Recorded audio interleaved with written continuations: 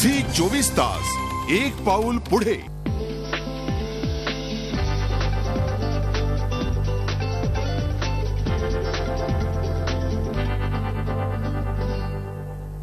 Heart to heart मध्ये आपलं स्वागत. हार्ट टू हार्टच्या मुलाखतींच्या कार्यक्रमात आज आपण गप्पा मारणार आहोत एका अजब अफलातून अवलिया व्यक्तिमत्वाशी. या अवलिया मुसाफिराला भेटून तुम्हाला प्रचंड आनंद होणार आहे याची मला कल्पना आहे. याचं कारण असं आहे की त्यांनी आयुष्यात मनमुराद भटकंती केली. कधी या भटकंतीला दिशा होती तर कधी नव्हती सुद्धा. परंतु या दोन्ही वेळेला एक शोधयात्रा मात्र होती. मग ती शोधयात्रा त्यांच्या IITच्या शिक्षणात होती, आदिवासींबरोबर केलेल्या कामात होती, गिरण गावातल्या सुखदुःखांची समरस होताना होती आणि त्याहीपेक्षा सुद्धा कॉर्पोरेट डील्स अमेरिकेत जाऊन करताना सुद्धा तितक्याच उत्कटतेनं होती. या ऑटिझमग्रस्त मुलांसाठी काम करताना सुद्धा हीच शोधयात्रा होती. या सगळ्या शोधयात्रेचे आपण आज साक्षीदार होणार आहोत. गप्पांच्या या मुलाखतींच्या विशेष कार्यक्रमासाठी आज मी आमंत्रित केलंय अच्युत गोडबोले यांना. अच्युत, आपलं स्वागत. आयुष्यातले अनेक रंग मनमुरादपणे उपभोगलेला, जीवन समृद्धपणे जगलेला आणि त्याहीपेक्षा आपल्यासारखं समृद्ध जीवन इतरांनाही मिळावं याकरता आपलं ज्ञान दिलखुलासपणे लेखक म्हणून वाटणारा हा आमचा मित्र अच्युत गोडबोले. आपण त्याच्याशी गप्पा मारणार आहोत. अच्युत, मला तुम्ही सांगा की तुमचा जन्म अंमळनेरचा, पण तुमचं सगळं बालपण गेलं सोलापूरला. स्वातंत्र्य प्राप्ती झाल्यानंतर एक प्रकारे तुमचं बालपण त्या ठिकाणी गेलं. सोलापूर हे त्यावेळेला एक मोठं खेडच होतं आणि एक संमिश्र अशी गिरणगाव संस्कृती त्या ठिकाणी होती.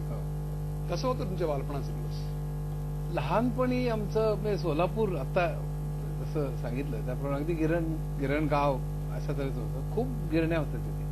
आता त्या राहिलेल्या नाही. गिरण्या माझ्या समोर अशा त्या बंद होत गेल्या आणि जीवन उद्ध्वस्त होताना मी तिथे बघितलं. आणि तिथे म्हणजे मी स्वतः 3 मजल्याच्या वरती एकही इमारत बघितलेली नाही. तिथे मोटारगाड्या भयंकर नव्हत्या, म्हणजे स्कूटर सुद्धा कमी असायचे. त्या काळात पुण्याला 80 फीट रोडवरनं स्कूटरवरनं लोक जात असत. 80 फीट रोड म्हणजे जंगली महाराज रोड. त्यावेळेस अगदी त्याचं भयंकर कौतुक वाटायचं आपल्याला. अगदी सोलापूर पुणे किती मोठं आणि सोलापूर किती लहान, असं सगळं वातावरण त्या काळात होतं. आणि लोकांना सिनेमाचं प्रचंड वेड.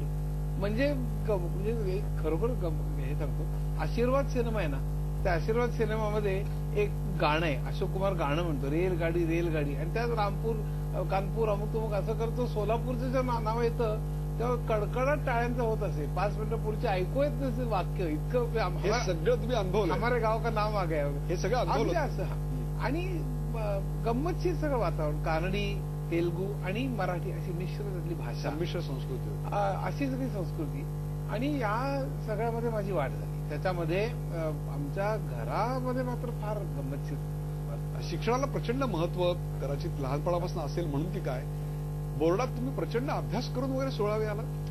नाही, ऍक्च्युली काय झालं की त्याच्या मला अभ्यास हा त्या विषयातल्या सौंदर्य करताच मी खरं करत असतो. वाह. म्हणजे मला खरं म्हणजे परीक्षेचे मार्क समोर ठेवून किंवा परीक्षे अर्ध्या मार्काकरता ते पोरं त्यांच्याबरोबर आई वडील जे भयंकर पळत सुटतात ते तुम्हाला अतिशय कौतुक वाईट वाटतं. खरं त्यात इतकं सौंदर्य असतं. ते मला जे मला मिळालं ते घरच्या वातावरणामुळे मिळालं. म्हणजे माझे वडील मॅथमॅटिक्सचे प्रोफेसर, त्यांच्याबरोबर मी रायडर्स सोडवत असे. आणि ती 6वीत असताना, 8वीतली, 7वीत असताना, 9वीतली. आणि ते मी मुद्दामून त्यांना वेपेटा ती मजा वाटायची. आणि एक रायडर 3 पद्धतीने सोडवायचं. त्याच्यात माझी आणि वडिलांची रेस लागायची. आणि त्यामध्ये एलिगंट मेथड शोधणं, म्हणजे हा जो सगळा प्रकार होता ना, म्हणजे विज्ञानातली जो गंमत शोधणं किंवा संगीतात सगळ्या दृष्टीने पुढे आयुष्यात तुम्ही जे सौंदर्य शोधत गेलात ती सौंदर्य दृष्टी तुम्हाला तुमच्या बालपणानं दिली. अगदी.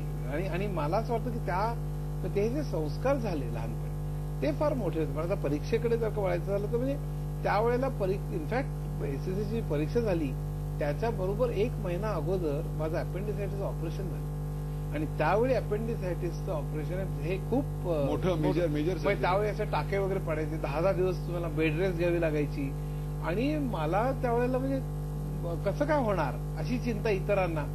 पण खरं सांगायचं ना, त्या विषयातले फंडामेंटल्स कडे माझं लक्ष असेल. त्यातले परीक्षेत मार्क, गेल्या वर्षीचे पेपर काय, एक्सपेक्टेड प्रश्न काय, ह्याच्यापेक्षा ऑप्शन काय टाकायचं वगैरे असं ऑप्शन वगैरे पेक्षा त्यातलं किती ज्ञानाचा मजा आहे. असं सगळं त्यात वातावरण असल्यामुळे मला ते मी बोर्डात 16 आलो, गणितात पहिला पूर्ण स्टेटमध्ये आलो. तुमच्या संपूर्ण जर्नगडीमध्ये हरिभाई देवकरण या शाळेचा एक प्रचंड मोठा वाटा होता. त्या शाळेनं तुम्हाला खूप चांगले सर दिले. त्यातलं एक महत्वाचं नाव म्हणजे मला वाटतं श्रीराम पुजारी. श्रीराम पुजारी तर होतेच. पुजारी खरं म्हणजे मला शिकवायला प्रत्यक्ष नव्हते, म्हणजे त्याला मी पुजारी सरच म्हणायचो. ते आमच्या घरचा भाग कसे झाले ते काही कळलं नाही.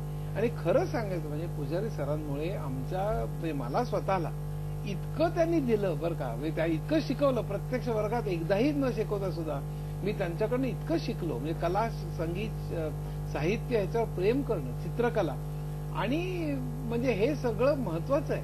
म्हणजे आपल्याकडे कसं असतं मुलांना की विज्ञान आणि तंत्रज्ञान, तू काय पुढे होणार की कधी बटन दाबलं की लगेच इंजिनियर होणार, नासामध्ये जाणार, अमेरिकेत जाणार. तर इथे कलाकार हा इतका मोठा असतो हे पुजारी सरांनी आम्हाला त्याची व्हॅल्यू, कदर करणं. म्हणजे करंदीकर, पाडगावकर, बापट आमच्या घरी यायचे, भीमसेन जोशी, कुमार गंधर्व, पंडित जसराज आमच्या घरी आलेले.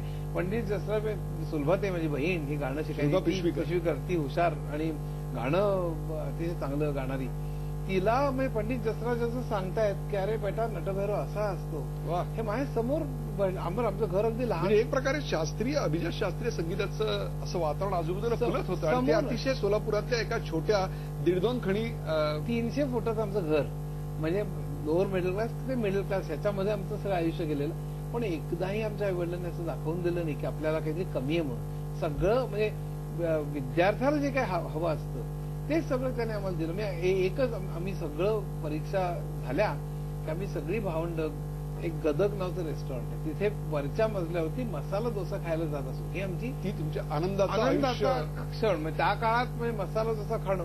पण त्या काळात सोलापूर एअर कंडिशन हॉटेल पण नव्हतं. मला आठवतं कॅफे स्माइल्स नावाचं एक हॉटेल होतं, एअर कंडिशन, एकच हॉटेल त्यावेळेला. त्याच्या बाहेरनं जाताना सुद्धा मला ते एकदा दरवाजा ढकलून, स्टेशनच्या जवळ आहे मला वाटतं, स्टेशन जवळ, आणि दरवाजा ढकलून बघितलं तर असं गार हवा आणि आता असे अतिशय मंद आवाजात सगळे लोक बंद दिव्यांमध्ये काही ते बोलतायत. मला एकदम भीतीच वाटली. मी बाहेर आलो, पण तो अशा तऱ्हेचं वातावरण सगळं. तोपर्यंत तुम्ही एसी पण पाहिलं? एसी पण बघितलं आमच्या घरी. म्हणजे 3 मजली इमारत नव्हती पाहिली किंवा एसी पण नाही पाहिलेला. आमच्या घरी चुलीवर स्वयंपाक, सारवलेल्या जमिनीवर पाटावर बसून जेवण, बंबावर तापवलेलं पाणी, असं माझं लहानपण गेलं. आणि त्यामध्ये त्या घरात अच्युतराव, मला तुम्ही सांगा, तुम्ही कोण नाही पाहिले? तुम्ही भीमसेन जोशी पाहिले, पंडित जसराज पाहिले, शेकडो संगीताच्या मैफिली तुम्हाला तिकडे ऐकायला मिळाल्या आणि चांगलं शिक्षण मिळालं. आणि कुमार गंधर्वांबरोबर पहाटे 3 पर्यंत गप्पा मारणं, बिरजू महाराजांबरोबर. झी 24 तास, एक पाऊल पुढे.